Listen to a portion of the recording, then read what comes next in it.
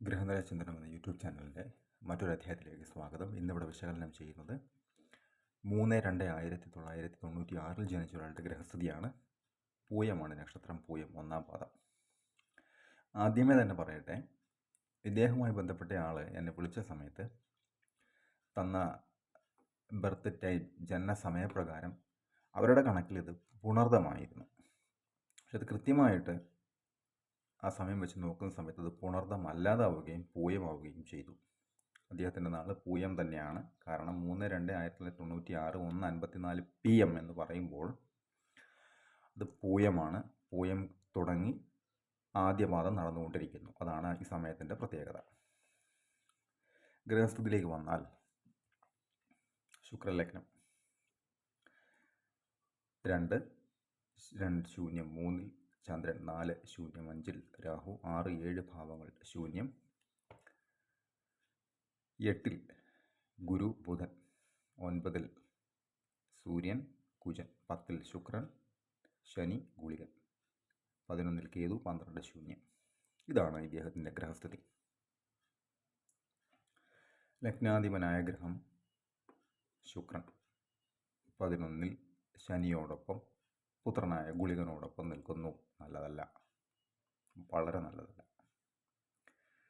ഇദ്ദേഹത്തിന് ശാരീരികമായിട്ടുള്ള അസ്വസ്ഥതകൾ, ഒടിവുകൾ, ചതവുകൾ, മുറിവുകൾ, ഇടവിട്ടുള്ള ആക്സിഡൻസ് മുതലായ കാര്യങ്ങളെല്ലാം തന്നെ കൃത്യമായി നടന്നുകൊണ്ടിരിക്കുന്ന ഒരാൾ കൂടിയാണ്.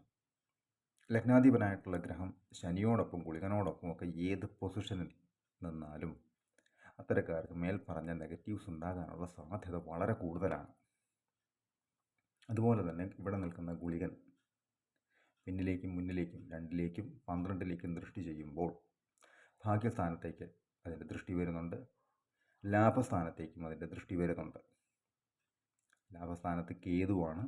11-ലെ കേതു അല്ലെങ്കിൽ 11-ലെ ഗുളികൻ ഈ പറയുന്ന വലിയ ദോഷങ്ങൾ ചെയ്യുന്നില്ല എന്ന് പറയാറുണ്ട്. എന്നിരുന്നാൽ തന്നെയും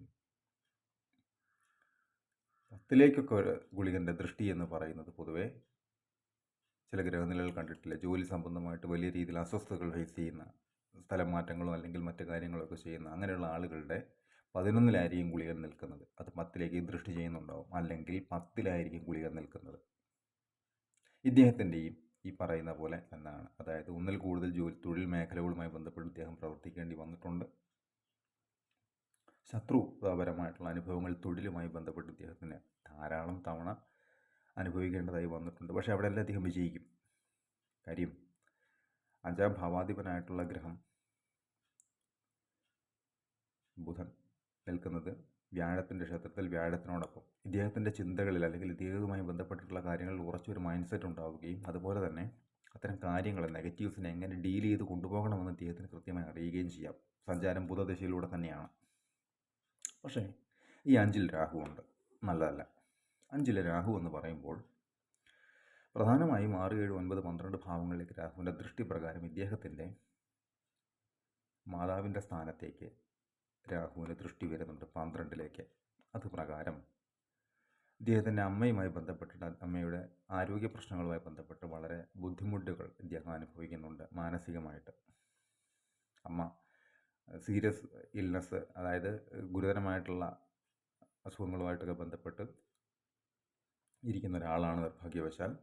അതിന് ഈ ജാതകത്തിൽ തന്നെ കൃത്യമായിട്ടുള്ളൊരു ഉത്തരവുണ്ട്. 4-ാം ഭാവത്തിലേക്ക് രാഹുവിനൊക്കെ ദൃഷ്ടി വന്നു കഴിഞ്ഞാൽ അത്ര നല്ലതല്ല, അല്ലെങ്കിൽ ഗുളികൻ്റെയൊക്കെ ദൃഷ്ടി വന്നു കഴിഞ്ഞാൽ ഈ പറയുന്ന പോലെയുള്ള നെഗറ്റീവ്സൊക്കെ ഉണ്ടാകാനുള്ള സാധ്യത വളരെ കൂടുതലാണ്. അതുപോലെ തന്നെ ഇദ്ദേഹത്തിൻ്റെ വിവാഹമെടുക്കുമ്പോൾ ശുക്രലഗ്നം, 7-ാം ഭാവാധിപനായിട്ടുള്ള ഗ്രഹം കുജൻ ഭാഗ്യസ്ഥാനത്ത് സൂര്യനോടൊപ്പം നിൽക്കുന്നു. അതുപോലെ തന്നെ ലഗ്നാധിപൻ ശുക്രനായിട്ടുള്ള ഗ്രഹമാണ്. അത് നേരത്തെ പറഞ്ഞ ഗുളികനോടും ശനിയോടും ഒപ്പമാണ് നിൽക്കുന്നത്.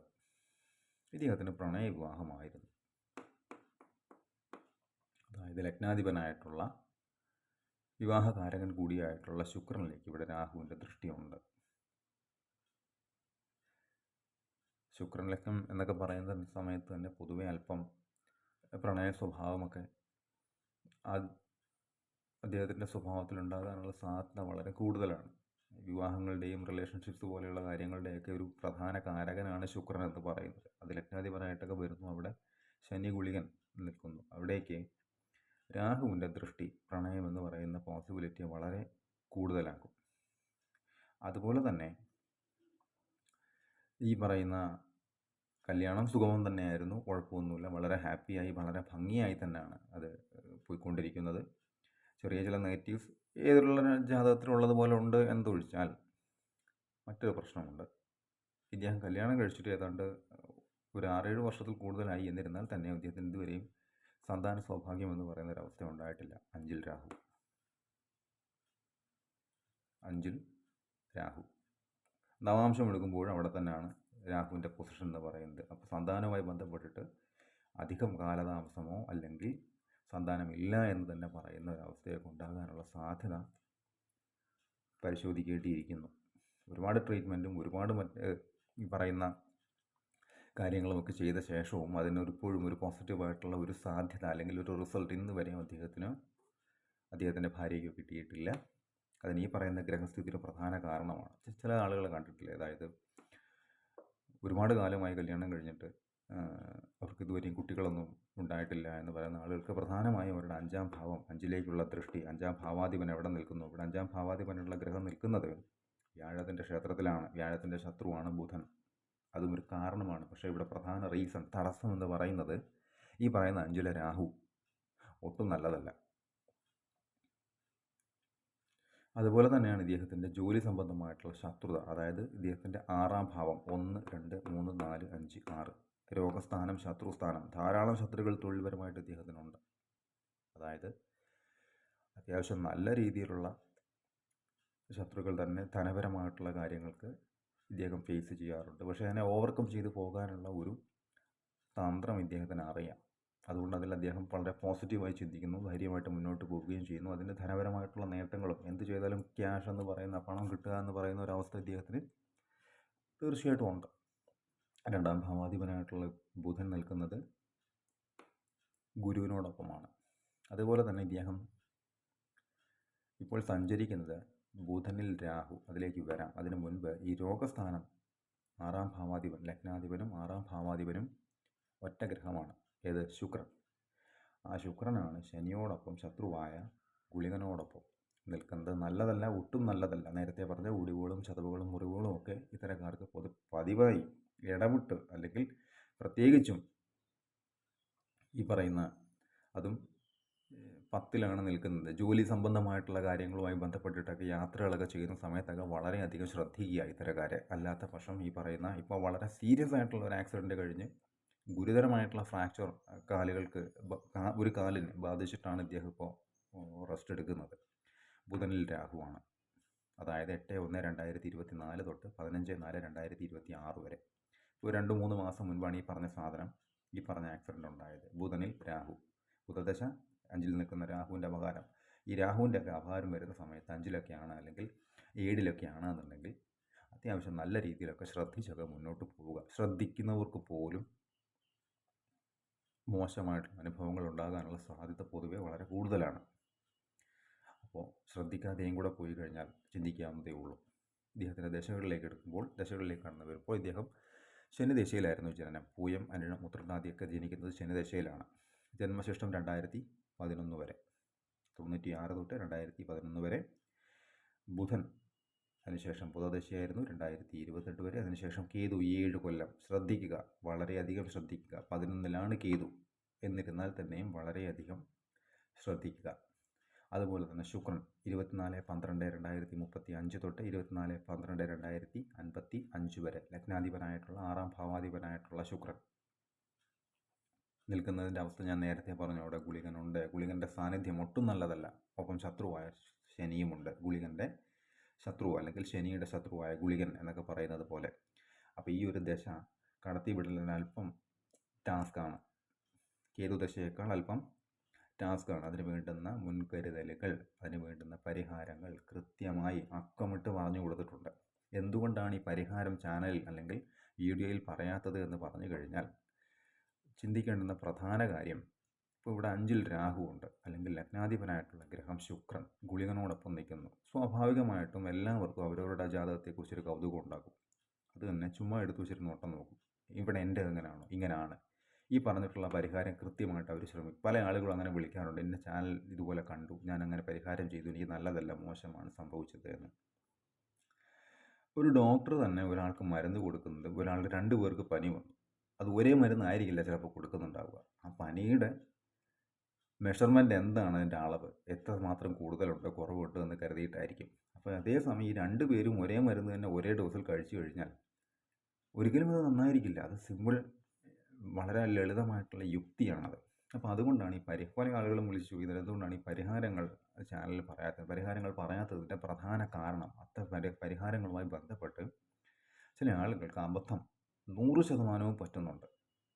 അപ്പോൾ അത് സംഭവിക്കരുത് എന്നതുകൊണ്ട് മാത്രമാണ് ഈ പറയുന്ന പരിഹാരങ്ങൾ വീഡിയോയിൽ പറയാത്തത്. ഇത് പറയുക എന്ന് പറഞ്ഞു കഴിഞ്ഞാൽ 1 മിനിറ്റിൽ താഴെ മാത്രം വേണ്ടുന്നൊരു പ്രോസസ്സാണ് ഇതിന് പരിഹാരം പറയുക എന്ന് പറഞ്ഞു കഴിഞ്ഞാൽ. അത് കൃത്യമായിട്ട് ആ ആളിന് പറഞ്ഞു കൊടുത്തിട്ടുണ്ട്, അവരത് കൃത്യമായി ചെയ്യാം, അതിൻ്റെ സീരിയസ്നെസ് അവർക്ക് മനസ്സിലായിട്ടുണ്ട്, ചെയ്യാമെന്ന് അവർ ഏറ്റിട്ടുമുണ്ട്. ചെയ്താൽ അവർക്ക് തീർച്ചയായിട്ടും ഗുണമുണ്ടാകും എന്ന് കരുതി 100% ഇതെല്ലാം മാറി ഗുണമാകുമെന്നൊരിക്കലും പറഞ്ഞിട്ടില്ല. അവർക്ക് കാര്യങ്ങളെ റൺ ചെയ്ത് മുന്നോട്ട് പോകുന്നതിനുള്ള ഒരു 60-65 മാക്സിമം ഒരു 70% ഒക്കെ കാര്യങ്ങൾ വർക്കായി അവർക്ക് അനുകൂലമായി വർക്ക് ആവുന്ന രീതിയിലുള്ള കാര്യങ്ങൾ മാത്രമേ പരിഹാരം എന്ന വാക്കിലൂടെ നമുക്ക് ചിന്തിക്കാനൊക്കെ പറ്റത്തുള്ളൂ. 100% ഒക്കെ ഇത് മാറി ഇവിടെ നിൽക്കുന്ന ഗുളികൻ തൊട്ടപ്പുറത്തെ രാശിയിലേക്ക് ഒരു കാരണവശാലും വരത്തില്ല, സഞ്ചരിക്കില്ല. അത് ആ യുക്തി ആദ്യം മനസ്സിലാക്കുക, എന്നിട്ട് വേണം പരിഹാരം എന്ന വാക്കിൽ ഫോക്കസ് ചെയ്യാനായിട്ട്. അതുപോലെ തന്നെ ഇതിൻ്റെ നടപ്പ് ദശ ഇപ്പോൾ ഞാൻ പറഞ്ഞു, ശുക്രദശയാണ് 2055 വരെ, അതിനുശേഷം സൂര്യദശ, അതിനുശേഷം ചന്ദ്രൻ, കുജൻ, രാഹു എന്നീ ക്രമത്തിലാണ് അദ്ദേഹത്തിൻ്റെ ദശകൾ കടന്നു പോകുന്നത്. നടപ്പ് ദശ ബുധനിൽ രാഹുവാണ്, നല്ലതല്ല. 2026 ഏപ്രിൽ 15 വരെ വളരെയധികം ശ്രദ്ധിക്കുക. അതുപോലെ തന്നെ കേതു ശ്രദ്ധിക്കുക, 11ലാണ്, എന്നിരുന്നാൽ തന്നെ ശ്രദ്ധിക്കുക. കേതുവിന് ഹേതു വേണ്ട എന്നൊരു നാട്ടുചൊല്ലൊക്കെ ഉണ്ട്. അതുപോലെ തന്നെ ഇദ്ദേഹത്തിന് ശുക്രദശയും വളരെയധികം, ഇപ്പോൾ ബുധദശയിലാണ് ഈ പറയുന്ന ഒടിവുകളും ചതവുകളും എല്ലാം ഉണ്ടാകുന്നത്. അപ്പോൾ ശുക്രദശ എന്ന് പറയുമ്പോൾ അതൊരു ടാസ്ക് തന്നെയാണ്. അപ്പോൾ അതിന് വേണ്ടുന്ന രീതിയിലുള്ള ക്രമീകരണങ്ങൾ കൃത്യമായി പറഞ്ഞു കൊടുത്തിട്ടുണ്ട്. അതിനനുസരിച്ച് അദ്ദേഹത്തിൻ്റെ ജീവിതത്തിൽ ഈ പറയുന്ന പോസിറ്റീവായിട്ടുള്ള ചേഞ്ചസ്, മാറ്റങ്ങൾ ഉണ്ടാകും. അതുവഴി കാര്യങ്ങൾ റൺ ചെയ്ത് സുഗമമായി മുന്നോട്ട് പോകാൻ പറ്റും എന്ന് മനസ്സിലാക്കുന്നു.